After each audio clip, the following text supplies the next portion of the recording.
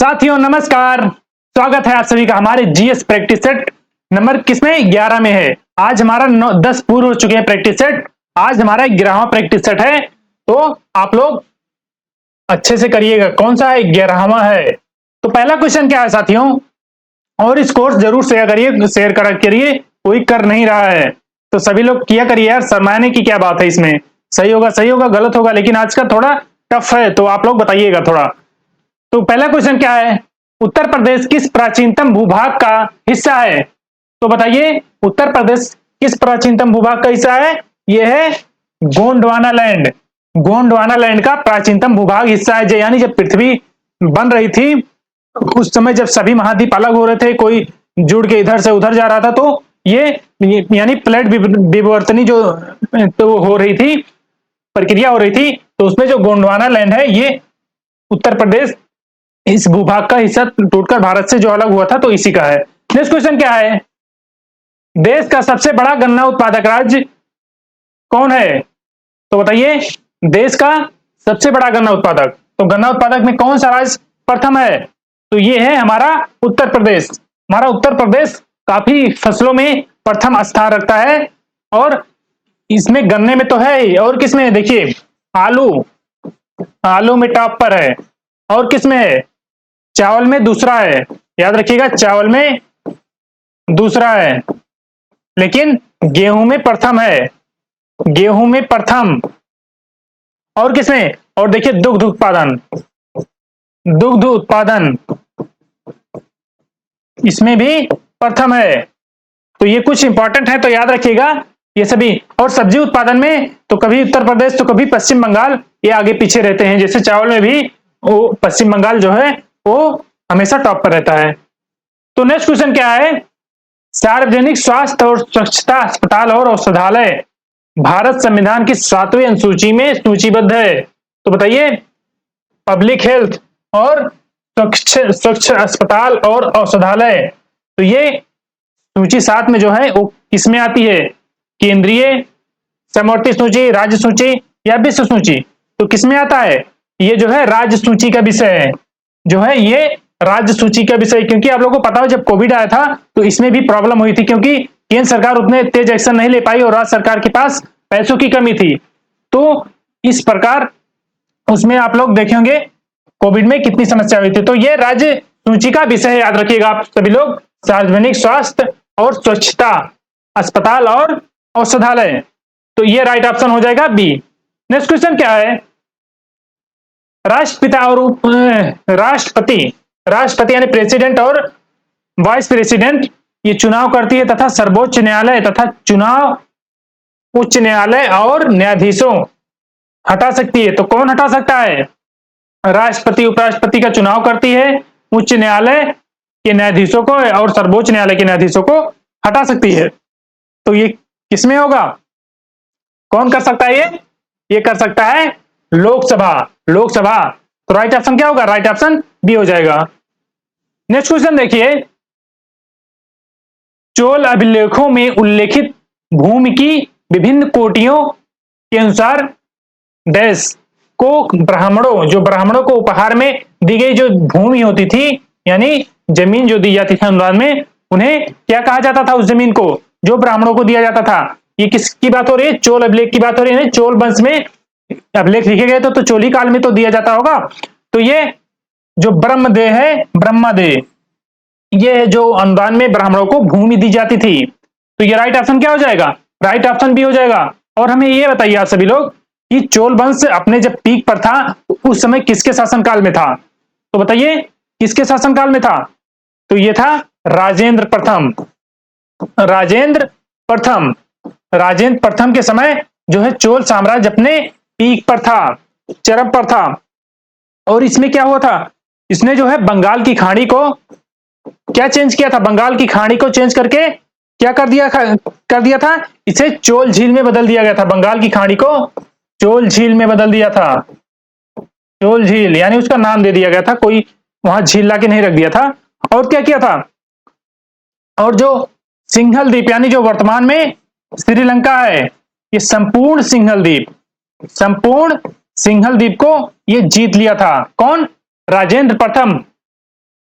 और क्या क्या था, और बताइए। और जब गंगा नदी का ये अपना जो गंगा नदी का जल लाने के लिए इसने उत्तर पूर्वी जो भारत है उस पर आक्रमण किया था, क्योंकि गंगा का जल इधर ही मिलेगा ना। तो जो वहां पर महिपाल, पाल वंश का शासक था उस समय, महिपाल, महिपाल इसको हरा करके गंगा जल लाया था, और फिर अपनी राजधानी इसको उपाधि धारण की थी। कौन सी उपाधि धारण की थी? गंगैकोंड चोल। देखिए गंगैकोंड चोल, गंगैकोंड चोल की उपाधि धारण की थी, और अपनी राजधानी इसी नाम पर बनाई थी। किस पर? देखिएगा, गंगैकोंड चोलपुरम, चोलपुरम ये अपनी राजधानी बनाई थी। तो याद रखिएगा, ये इंपॉर्टेंट है। राजेंद्र प्रथम, चोल वंश में सबसे ज्यादा इंपॉर्टेंट राजेंद्र प्रथम है। और एक इंपॉर्टेंट है चोलंगम झील, ये तालाब था, ये इस तालाब का भी निर्माण कराया था राजेंद्र प्रथम ने। तो ये ध्यान रखिएगा। चलिएगा, नेक्स्ट क्वेश्चन क्या है? नेक्स्ट क्वेश्चन क्या है? पृथ्वीराज तृतीय, जो कि 1168 और 1192 तक रहे थे। तो ये सबसे बड़े प्रसिद्ध शासक थे। तो किससे संबंधित हैं? पृथ्वीराज तृतीय। तो जो आप लोग सुने होंगे पृथ्वीराज चौहान, पृथ्वीराज चौहान, वो कौन था? पृथ्वीराज तृतीय, जिसके कारण तराइन का प्रथम युद्ध 1191 में जो तराइन का युद्ध मोहम्मद गोरी के साथ हुआ था, जिसमें मोहम्मद गोरी को इन्होंने पराजित किया था, लेकिन मारा नहीं था, यानी उसकी हत्या नहीं की थी। तो उसी का बदला फिर से लेने के लिए 1192 में तराइन का द्वितीय युद्ध होता है, जिसमें गोरी ने पृथ्वीराज चौहान को हरा दिया था, पराजित किया था और हत्या करवा दी, यहां से भारत से लेकर चला गया था। तो ये चौहान वंश से या चाहमान कहिए, इसी वंश से संबंधित है। तो नेक्स्ट क्वेश्चन क्या है साथियों? भूदृश्य पर जल, पवन एवं हिम जैसे विभिन्न घटकों के द्वारा होने वाले क्षय, यानी क्षय, नुकसान जिसे कहते हैं, वो क्या कहते हैं? देखिए, भूदृश्य यानी भूमि पर जो जल, पवन यानी हवा, वायु जो भी कह सकते हैं, हिम बर्फ, तो इसके कारण जो क्षय होता है उसे क्या कहा जाता है? इन घटकों के द्वारा, तो उसे अपर्दन कहते हैं। जैसे कि बारिश होगी तो अपर्दन होगा ना, धीरे धीरे मिट्टी का कटाव होगा, हवा चलेगी तो मिट्टी का भी जो उसमें से धूल कण उड़ते उड़ते फिर काफी उड़ा ले जाते हैं। ऐसा तो होगा नहीं कि बाढ़ आया, वर्षा हुआ तो 20-20 फीट गड्ढे हो गए, ऐसे तो होगा नहीं कि नुकसान हो गया। तो ये धीरे धीरे इन कारणों से होता है, जल, पवन, हिम से अपर्दन होता है। तो राइट ऑप्शन क्या होगा? राइट ऑप्शन सी हो जाएगा। नेक्स्ट क्वेश्चन देखिए, मृदा संरक्षण की उस विधि को क्या कहते हैं जिसमें पौधों के बीच चट्टान, अनावरित भूमि और जैव पदार्थ जैसे परवाल से ढक दी जाती है? अनावरित मतलब ये जो खाली जमीनें होती हैं उनकी बात कर रहा है। तो ये बताइए, ऐसी विधि को क्या कहा जाता है? तो ऐसी विधि को मल्च बनाना कहते हैं, यानी मल्चिंग। मल्चिंग आप लोगों ने सुना होगा, एग्रीकल्चर का टर्म है। तो इसमें क्या होता है कि जो फसलों के कटाव, जो जमीन का कटाव रोकने के लिए, जो जैसे कि आप लोग लहसुन बैठा होंगे तो ऊपर से जो धान का पुआल होता है उससे ढक दिया जाता है, जिससे खरवर ना उगे। तो ये जो है जमीन को कवर करता है, जमीन को कवर करता है, जो खरपतवार ना उगे, बारिश के कारण कटाव ना हो। तो ये मल्चिंग का काम जो होता है। और इसमें कई क्रॉप्स होते हैं, जैसे परवल हुआ, लौकी, कद्दू, ये सभी जो जमीन पर फैलकर फल लगते हैं, जो सब्जियां होती हैं, इनमें ये सभी आते हैं। तो उसे मल्चिंग बनाना कहते हैं। इसके कारण जो जमीन में नमी होती है, नमी भी बनी रहती है, खरपतवार नहीं उगते हैं, बारिश या ज्यादा बारिश हो तो भूमि का कटाव नहीं होता, तो इससे काफी फायदा होता है। तो इसका राइट ऑप्शन क्या होगा? ए हो जाएगा। और जो समोच्च रेखीय रोधिकाएं हैं, समोच्च रेखीय जो रोधिकाएं हैं, जो ढलान होती हैं, जो जमीनें ढलान पर होती हैं, उनमें की जाती हैं। उनमें जुताई इस प्रकार की जाती है, जैसे ढलान नीचे की तरफ है तो जुताई इस प्रकार करते हैं कि जिसके कारण अगर मिट्टी का कटाव हो बारिश या वगैरह के कारण, तो उसे रोकने के लिए यहाँ पर उसकी रोधिकाएं यानी रोकने के लिए कुछ बना सके, क्योंकि जुताई इधर से हो रही है तो बनाने में दिक्कत होगी इसलिए, और पानी भी तेजी से धार बहेगा। तो इस कारण इस जुताई इस कारण करते हैं, उसे समोच्च रेखीय रोधिकाएं कहते हैं। और ये वेदिका फार्म होता है, ये वेदिका फार्म किसे कहते हैं? ये जो वेदिका फार्म होता है ये चट्टानों पर की जाती है। जैसे आप चट्टानों पर देखे होंगे सीढ़ी नुमा कृषि करते हैं, तो उसी का पानी रोकने के लिए सीढ़ी नुमा कृषि जो करते हैं तो उसमें भी जुताई तो इसी तरफ से करते हैं जिसके कारण कटे ना। लेकिन जो इस प्रकार की क्रिया होती है उसे वेदिका फार्म कहते हैं, यानी फार्मिंग मतलब कृषि करना। तो नेक्स्ट क्वेश्चन है, वर्ग जिसमें जंतु जैसे मछली, उभयचर, सरीसृप, पक्षी और स्तनधारी सभी जिसमें आते हैं उन्हें किस श्रेणी के निर्मित करते हैं? तो किस श्रेणी में कहा जाता है इन्हें? इन्हें फाइलम कहा जाता है, यानी संघ कहा जाता है। ये जिनमें आते हैं संघ, फाइलम। तो इसका राइट ऑप्शन क्या होगा? डी हो जाएगा। नेक्स्ट क्वेश्चन देखिए, नेक्स्ट क्वेश्चन क्या है, जीवन चक्र की प्रभावी अवस्था युग्म उद्भिद होती है जिसकी दैवीय अवस्था होती है, यानी पहली अवस्था है। उसकी पहली अवस्था क्या होती है किसी फसल की? जैसे बीज आप खेतों में बो दिए तो सबसे पहली अवस्था क्या होगी उसकी? तो सबसे पहले आप गेहूं की बुआई की होंगी तो देखे होंगे ऐसे पतली सी सींक जैसे निकलती है, तो वो होता है प्रथम तंतु। राइट ऑप्शन क्या होगा? डी, प्रथम तंतु। नेक्स्ट क्वेश्चन क्या है, प्राणी जगत हो गए, प्राणी जगत का सबसे बड़ा संघ जिसमें कीट भी सम्मिलित हैं, तो बताइए सबसे बड़ा संघ क्या होता है? ये आर्थ्रोपोडा सबसे बड़ा संघ है। आप लोग ने पढ़ा होगा कक्षा 8 ही में, 7-8 में, तो उसी में आर्थ्रोपोडा पढ़ा जाता है कि सबसे बड़ा संघ है। तो राइट ऑप्शन क्या होगा? सी हो जाएगा। नेक्स्ट क्वेश्चन देखिए, किसी वस्तु की विराम अवस्था को डैश चाल की अवस्था माना जाता है, तो बताइए क्या कहा जाता है? तो ये शून्य माना जाता है। जो उसकी विराम अवस्था होती है तो उसकी चाल अवस्था मान शून्य हो जाती है। नेक्स्ट क्वेश्चन क्या है, ग्रहों की गति को बताने वाले नियमों को क्या कहा जाता है? तो बताइए ग्रहों की जो गति का नियम बताता है उसे क्या कहा जाता है?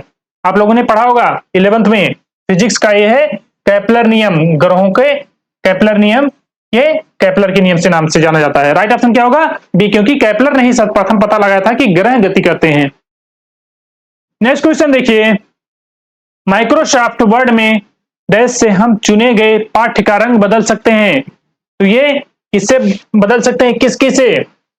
तो देखिए किससे बदल सकते हैं? फॉन्ट कलर से। तो राइट ऑप्शन क्या होगा? राइट ऑप्शन ए हो जाएगा। आइए, समझ में आ रहा ना सभी लोगों को? चलिए अगला क्वेश्चन है, लोहे को खुले में छोड़ने पर उस पर जो भूरी परत जम जाती है उसे क्या कहते हैं? तो भूरी परत जो जमती है लोहे पर उसे क्या कहा जाता है? यानी नमी लगने से, तो जंग कहते हैं, जिसे मूर्छा कह सकते हैं। आप अपने भाषा में मूर्छा लग गया या जंग लग गया। नेक्स्ट क्वेश्चन क्या है, जिस पदार्थों का ज्वलन ताप बहुत कम होता है और जो ज्वाला के साथ सरलता पूर्वक आग पकड़ लेते हैं वो क्या कहलाते हैं? तो बताइए जो सरलता से आग पकड़ लेते हैं और ज्वलन ताप बहुत कम होता है तो उसे क्या कहा जाता है? खतरनाक अदा क्या कहा जाता है? ज्वलनशील कहते हैं उसे। ज्वलनशील है, कहते नहीं कि पेट्रोल ज्वलनशील है। तो ये राइट ऑप्शन क्या होगा? डी है। नेक्स्ट क्वेश्चन देखिए, बहुत से अलवण जल प्राणी समुद्र के पानी में और समुद्री प्राणी अलवण जल में लंबे समय तक नहीं रह सकते क्योंकि उन्हें समस्या किस कारण होती है? तो बताइए अलवण मतलब नदी वाले प्राणी, यानी समुद्र के पानी में, और समुद्री प्राणी अलवण पानी में। तो यानी जो जहां पे नमक ज्यादा होता है जैसे समुद्र और नदी, इन दोनों के जो उसमें प्राणी रहते हैं एक दूसरे से बदलकर उसमें इसमें कर दिया जाए तो किस समस्या के कारण वो नहीं रह सकते थे? क्यों नहीं रह सकते? उष्ण जलीय के कारण। उष्ण जलीय के कारण। राइट ऑप्शन क्या होगा? राइट ऑप्शन डी हो जाएगा। चलिएगा नेक्स्ट क्वेश्चन चलते हैं। नेक्स्ट क्वेश्चन क्या है, भारत के सभी बच्चों को समान रूप से प्राथमिक शिक्षा प्राप्त हो, इस उद्देश्य से केंद्र सरकार ने योजना प्रारंभ की है। तो सभी बच्चों को समान रूप से प्राथमिक शिक्षा प्राप्त हो, तो ये कौन सा, इसके उद्देश्य से कौन सा प्रोग्राम चलाया गया था सेंट्रल गवर्नमेंट द्वारा? देखिए कौन सा हो सकता है? तो ये तो देखिए ग्राम उद्देश्य से संबंधित है। प्रधानमंत्री उज्ज्वला है ना, ये तो गैस कनेक्शन वाला है। और प्रधानमंत्री सुरक्षित मातृत्व योजना वाला, यानी ये माताओं के लिए चलाया गया था योजना। तो ये बचा, क्या बचा? विद्यांजलि योजना। राइट ऑप्शन क्या हो जाएगा? राइट ऑप्शन डी हो जाएगा। नेक्स्ट क्वेश्चन देखिए, नेक्स्ट क्वेश्चन क्या है? इंसुलिन की खोज किसने की थी? तो बताइए कि इंसुलिन की खोज किसने किया था? तो आप लोग पढ़े होंगे एफ वेंटिक, तो फ्रेडरिक वेंटिक, ऑप्शन बी इसका राइट हो जाएगा। और ये तो फ्लेमिंग का दाएं हाथ का बाएं का नियम, ये सब तो अलग है। नेक्स्ट क्वेश्चन क्या है? संघर्षग्रस्त सूडान से, क्योंकि इसमें सिविल वार हो रहा था ना, सेना और इनके सेना और वहां के जो आम लोग हैं, यानी सिविल फोर्स और जो पुलिस होते हैं, इनके बीच में लड़ाई हो रही थी। तो ये इसमें फंसे हुए नागरिकों को वापस लाने के लिए भारत सरकार द्वारा शुरू किए गए बचाव अभियान का नाम क्या है? यानी जो भारतीय फंसे थे सूडान में, या जो भारत की तरफ से वहां पे हेल्प की जा रही थी, तो कौन सा अभियान ऑपरेशन चलाया गया था? तो बताइए कौन सा अभियान चलाया गया था? तो कौन सा अभियान है साथियों? यह है operation Kaveri. Operation Kaveri Sudan के लिए चलाया गया है, ये आप लोग याद रखिएगा, ये पूछेगा जरूर। नेक्स्ट क्वेश्चन क्या है? धमेक स्तूप किस निर्माण, इसका निर्माण किसने कराया था? धमेक स्तूप का, धमेक स्तूप का निर्माण किसने कराया था? तो बताइए किसने कराया था? ये अशोक ने कराया था, अशोक, मौर्य शासक अशोक। नेक्स्ट क्वेश्चन क्या है? भारतीय सिनेमा में जीवन भर योगदान के लिए भारत सरकार द्वारा सालाना दिया जाने वाला सिनेमा का सर्वोच्च पुरस्कार क्या है? तो देखिए क्या है, सिनेमा में अपना जीवन भर योगदान देने के लिए कौन सा पुरस्कार दिया जाता है भारत सरकार को? भारत सरकार, तो ये दादा साहब फाल्के पुरस्कार, दादा साहब फाल्के पुरस्कार दिया जाता है सिनेमा में अपने जो जीवन भर का योगदान देने के लिए, उनके सम्मान करने के लिए ये पुरस्कार दिया जाता है। नेक्स्ट क्वेश्चन देखिए, दिए गए कथनों में से कौन से कथन सही है? तो देखिए ये कथन दिए गए हैं कुछ। उपन्यास एयर के लेखक जियोफ राइमैन हैं, और उपन्यास यूलिसीज के लेखक जेम्स जॉयस हैं। और तीसरा क्या है? उपन्यास the great Gatsby, the great Gatsby, इसके लेखक कौन है? F Scott Fitzgerald, Fitzgerald. तो क्या हो जाएगा इसका राइट ऑप्शन? ये तीनों सही है, इनमें से कोई गलत है? बिल्कुल सभी सही हैं, ये सभी कथन सही है। राइट ऑप्शन क्या होगा? डी हो जाएगा। तो आप लोग ये उपन्यास से एक बार देख लीजिएगा, लिंक करके किसी तरह याद कर लीजिएगा, इंपॉर्टेंट है इसलिए दिया गया है। नेक्स्ट क्वेश्चन क्या है? किस भारतीय राज्य ने वित्तीय वर्ष 2022-23 में भौगोलिक संकेत यानी जीआई टैग की सूची में शीर्ष स्थान है? तो 2022-23 में कौन शीर्ष स्थान है किसका? यह है केरल का। राइट ऑप्शन क्या होगा? राइट ऑप्शन ए हो जाएगा। नेक्स्ट क्वेश्चन देखिए, बांग्लादेश में निम्नलिखित में से कौन सी प्रमुख नदी है जो गंगा की मुख्य सहायक नदी है? तो बताइए बांग्लादेश की कौन सी नदी है जो गंगा की मुख्य सहायक नदी है? क्यों? क्योंकि इसी के नाम पर जब मिलती है गंगा में बांग्लादेश में, तो इसी के नाम पर गंगा का नाम चेंज हो जाता है। तो क्या हो जाता है? देखिए पद्मा, पद्मा हो जाता है। तो राइट ऑप्शन क्या होगा? डी होगा, यही गंगा की मुख्य सहायक नदी है। नेक्स्ट क्वेश्चन देखिए,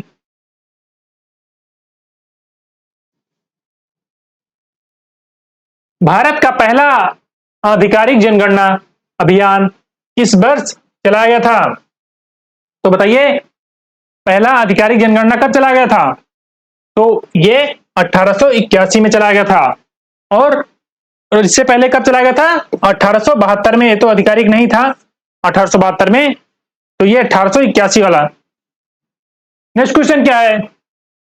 किसी वस्तु की कीमत में परिवर्तन होने पर और उपभोक्ता की आय को इस प्रकार समायोजित करें कि वह उसी बंडल को खरीद सके जिसे वह कीमत में परिवर्तित के पहले खरीदता था।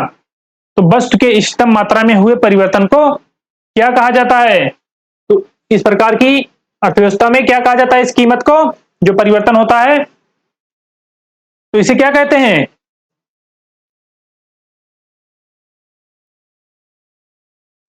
तो इसे प्रतिस्थापन प्रभाव कहा जाता है। क्या कहा जाता है? प्रतिस्थापन प्रभाव। राइट ऑप्शन क्या होगा? बी होगा। यानी जब महंगाई बढ़ जाती है, लेकिन देखिए इसमें क्या दिया है, कीमत में परिवर्तन होने पर और उपभोक्ता की आय में इस प्रकार समायोजित हो कि जो पहले खरीदता था उसे फिर भी उसी दाम पर खरीदता रहे, उसके परिवर्तन क्या होगा? तो ये प्रतिस्थापन प्रभाव होगा। राइट ऑप्शन क्या होगा? बी होगा। नेक्स्ट क्वेश्चन देखिए, नेक्स्ट क्वेश्चन क्या है? विकलांग और बेरोजगारों को राहत भारत में संविधान की 7वीं अनुसूची में दी गई है। तो ये सूची संबंध है। अब बताइए ये सूची किससे संबंधित है? किससे संबंधित है? विकलांग बेरोजगारों को राहत भारत संविधान में किसमें दिया है? ये भी राज्य सूची में है। क्या होगा? राइट ऑप्शन बी, राज्य सूची। नेक्स्ट क्वेश्चन है, देश भारतीय संविधान में संशोधन करता है या करती है? तो भारतीय संविधान में संशोधन कौन कर सकता है?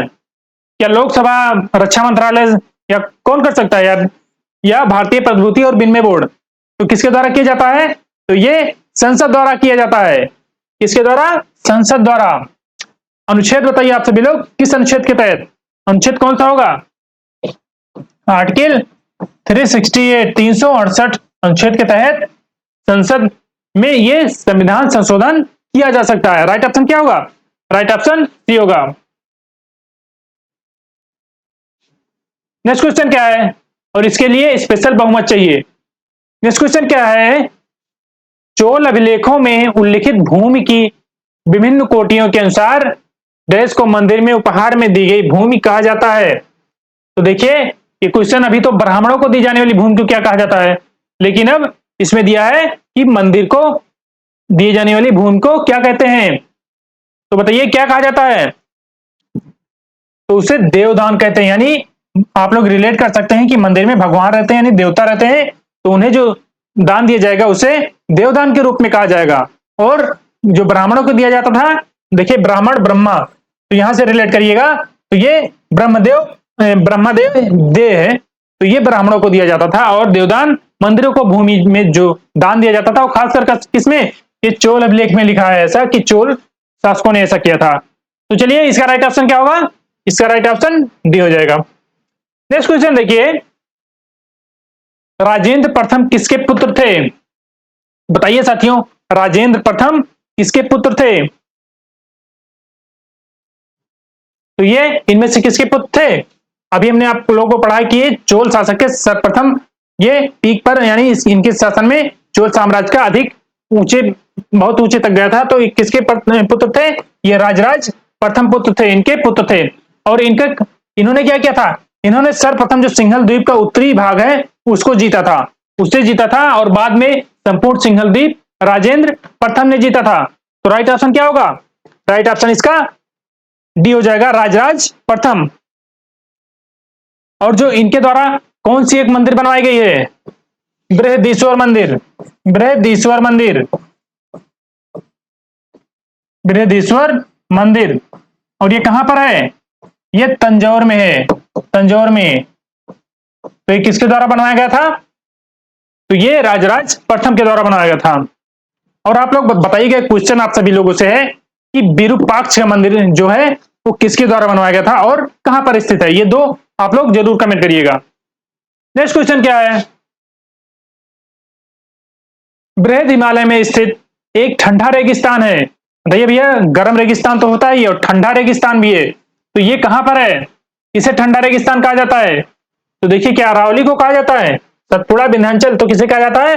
लद्दाख को ठंडा हिमालय कहा जाता है, क्योंकि यहाँ टेम्परेचर माइनस में होता है। तो लद्दाख को ठंडा हिमालय और ठंडा रेगिस्तान कहा जाता है। नेक्स्ट क्वेश्चन क्या है? और जहां पर जो 25 mm से कम वर्षा होती है तो वहां पर उसे रेगिस्तान का नाम दिया जाता है। यह भी एक पैरामीटर है, तो याद रखिएगा। नेक्स्ट क्वेश्चन क्या है? मृदा संरक्षण की उस विधि को क्या कहते हैं जिसमें वर्षा दोहन से मृदा को सुरक्षित रखने के लिए अलग अलग समय पर विभिन्न फसलें एकांतर कतारों में उगाई जाती हैं? तो अलग अलग समय पर जो फसलें उगाई जाती हैं मृदा के दोहन को सुरक्षित करने के लिए, तो उसे क्या कहते हैं? तो उसे कहा जाता है बीज की फसल उगाना। बीज की फसल उगाना, ये राइट ऑप्शन क्या होगा? बी हो जाएगा। नेक्स्ट क्वेश्चन क्या है? बाकी मल्च और वेदिका हमने आप लोगों को पिछले क्वेश्चन में बताया। नेक्स्ट क्वेश्चन क्या है, पुरुष जनन तंत्र के प्रत्येक विसरण में यानी टेस्टिस में लगभग कितने कक्ष होते हैं, कोष्ठ कितने होते हैं, जिन्हें विसरण पालिका कहते हैं, विसरण पालिका। तो कितने कक्ष होते हैं साथियों, ये होते हैं लगभग 250। ऑप्शन सी इसका राइट हो जाएगा, 250। नेक्स्ट देखिएगा, नेक्स्ट क्वेश्चन क्या है, कोई के जीवन चक्र यानी किसी के जीवन चक्र की प्रभावी अवस्था युग्म युग्मको भिन्न होती है, जिसकी दो अवस्थाएं होती हैं। दूसरी अवस्था क्या है, तो हमने आपको प्रथम अवस्था भी पिछले क्वेश्चन में बताया। प्रथम अवस्था को क्या कहते हैं, प्रथम तंतु, लेकिन जो उसके बाद का प्रक्रिया होता है, नेक्स्ट जो इसका अवस्था होता है, तो उसे पत्ती कहते हैं, पत्ती। नेक्स्ट क्वेश्चन है, नेक्स्ट क्वेश्चन क्या है, प्राणी जगत के वर्गीकरण में निम्नलिखित में से कौन संघ नहीं है। तो इनमें से संघ कौन नहीं है, यानी फाइलम। तो देखिए मोलस्का भी है, रज्जुकी, एनिलिडा, ये सभी है, लेकिन ये जो परगुही है ये कोई संघ नहीं है। नेक्स्ट क्वेश्चन क्या है, संघर्षण संपर्क में आने वाले दो पृष्ठों की के कारण होता है। तो किस कारण होता है, इनके कारण क्या होता है, तो ये अनियमितताओं के कारण होता है। दो पृष्ठों की जो संघर्षण संपर्क आने के लिए अनियमितताओं के कारण होता है। राइट ऑप्शन क्या होगा, ए हो जाएगा। नेक्स्ट क्वेश्चन देखिए, स्वतंत्र रूप से गिर रही एक वस्तु की गति डैश गति का उदाहरण है। तो कोई वस्तु यानी स्वतंत्र रूप से आसमान से जैसे कोई गिर रहा है, तो उसकी गति क्या होगी, इसका उदाहरण होगा, तो वो एक समान त्वरित, उसकी जो चाल है उसमें कोई परिवर्तन नहीं होगा, एक समान गति से आ रही है ना, तो उसे कहेंगे एक समान त्वरित हो रही है। तो राइट ऑप्शन क्या होगा, ए हो जाएगा। नेक्स्ट क्वेश्चन देखिए, नेक्स्ट क्वेश्चन क्या है, HHDD एक नई प्रौद्योगिकी यानी टेक्नोलॉजी है जहां पारंपरिक डिस्क ड्राइव प्रारूपिक 182 MB या इससे अधिक की नॉन वोलेटाइल फ्लैश मेमोरी के सामान्य उपयोग के दौरान कैच डाटा के साथ जोड़ा जाता है। तो उसे क्या कहते हैं, तो क्या कहा जाता है, उसे क्या कहा जाता है, इसका फुल फॉर्म बताइए, इसी का फुल फॉर्म यही हो जाएगा। तो क्या कहा जाता है, हाइब्रिड हार्ड डिस्क ड्राइव, क्या कहते हैं उसे, हाइब्रिड हार्ड डिस्क ड्राइव। तो राइट ऑप्शन क्या होगा, बी हो जाएगा। नेक्स्ट क्वेश्चन देखिए, सल्फ्यूरस अम्ल का रासायनिक सूत्र क्या है। तो बताइए सल्फ्यूरस अम्ल, तो सल्फ्यूरिक अम्ल का सूत्र पता ही होगा, H2SO4, और सल्फ्यूरस अम्ल का क्या होगा, तो इसमें H2SO3, यही होगा सल्फ्यूरस एसिड का फार्मूला। तो ऑप्शन बी इसका सही हो जाएगा। नेक्स्ट क्वेश्चन क्या है, जिस तापमान पर ठोस पिघलकर द्रव बन जाता है वह ठोस का कौन सा क्या कहलाता है, यानी बर्फ से जल बनना क्या कहलाता है, तो उसे गलनांक, यानी बर्फ गल गया और जल बन गया। तो राइट ऑप्शन क्या होगा, राइट ऑप्शन बी हो जाएगा। नेक्स्ट क्वेश्चन क्या है साथियों, नेक्स्ट क्वेश्चन देखिए, यह एक ऐसी पारस्परिक क्रिया है जिसमें एक जाति को लाभ होता है और दूसरी को ना हानि होता है और ना लाभ ही। उसे क्या कहते हैं, उस क्रिया को क्या कहते हैं, तो उसे सहभोजिता, यानी साथ साथ भोजन करना, लेकिन हम तुम्हें नुकसान नहीं पहुंचाएंगे। एक का तो भोजन बन रहा है लेकिन दूसरे का कोई ना फायदा है उसका ना नुकसान है। तो राइट ऑप्शन क्या होगा, बी होगा। नेक्स्ट क्वेश्चन देखिए, केंद्र सरकार द्वारा शुरू की गई कौन सी योजना है जिसका उद्देश्य भारत के मध्यम वर्गीय नागरिकों के लिए आर्थिक रूप से सुलभ घरेलू उड़ान शुल्क बनाकर किफायती विमान सेवाएं उपलब्ध करवाना है। तो कौन सी योजना लॉन्च की गई थी, बताइए कौन सी इसमें से, तो ये है उड़े देश का आम नागरिक। तो आप लोग अगर इनमें से आप लोगों में से कोई उड़ा होगा इसमें बैठ के तो बताइएगा, उड़े देश का आम नागरिक, आम नागरिक तो आप ही हैं। तो राइट ऑप्शन क्या होगा, ए होगा। नेक्स्ट क्वेश्चन क्या है, गर्म हवा के गुब्बारे का आविष्कार किसने किया था। तो ये जो गर्म हवा के गुब्बारे होते हैं उसका आविष्कार किसके द्वारा किया था, कौन से भाइयों द्वारा, तो ये मोंटगोल्फियर भाइयों ने जो गर्म गुब्बारा होता है, गर्म हवा के गुब्बारे जो गर्म हवा से उड़ते हैं, उसका निर्माण किया था। राइट ऑप्शन क्या होगा? ये हो जाएगा। नेक्स्ट क्वेश्चन देखिए, अमन सहरावत ने एशिया कुश्ती चैंपियनशिप यानी एशियन रेसलिंग चैंपियनशिप में 2023 में भारत के लिए किस श्रेणी की स्पर्धा में स्वर्ण पदक जीता? इन्होंने गोल्ड जीता था, तो इंपॉर्टेंट है। तो ये किस श्रेणी में जीता था? तो ये 57 केजी फ्री स्टाइल में 57 किलोग्राम वर्ग भार में इन्होंने गोल्ड जीता था। ऑप्शन बी इसका राइट, सी ऑप्शन सी इसका राइट हो जाएगा। नेक्स्ट क्वेश्चन देखिए, हम्पी के स्मारकों के समूह कहाँ स्थित है? तो हम्पी कहां पर है? हम्पी कहां पर है? कर्नाटक में, तो कर्नाटक में होगा। राइट ऑप्शन क्या होगा? डी हो जाएगा। नेक्स्ट क्वेश्चन देखिए, निम्नलिखित में से कौन सा भारत का सर्वोच्च नागरिक पुरस्कार है? तो बताइए साथियों, नागरिक पुरस्कार कौन सा है सर्वोच्च? परमवीर चक्र? नहीं नहीं, क्या हो जाएगा? भारत रत्न है, भारत रत्न।